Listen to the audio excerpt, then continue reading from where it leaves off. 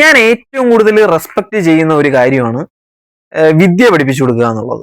കാരണം ഒരു കാര്യം മറ്റുള്ളവർക്ക് മനസ്സിലാവുന്ന രീതിയിൽ പഠിപ്പിക്കുക എന്ന് പറയുന്നത് ചില്ലറ പണിയേ അല്ല. ഇന്ന് ഞാൻ കണ്ട ഒരു ന്യൂസ് ഉണ്ട്.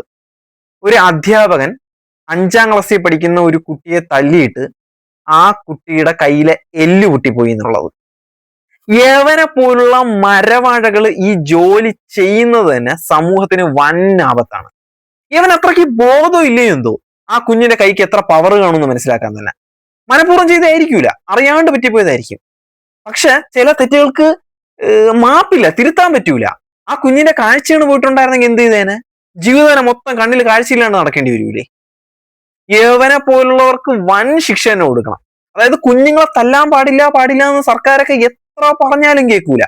ഇനി ഒരു അധ്യാപകനോ ആരെങ്കിലും കുഞ്ഞിനെ തല്ലുമ്പം അവർക്ക് വൻ പണി കിട്ടുമെന്ന് മനസ്സിലാക്കണം. ആ രീതിയിലുള്ള എന്തെങ്കിലും ശിക്ഷ കൊടുത്തു തന്നെ, മാതൃകാപരമായിട്ടുള്ള ശിക്ഷ സർക്കാർ കൊടുക്കുക തന്നെ വേണം ഇതിന്.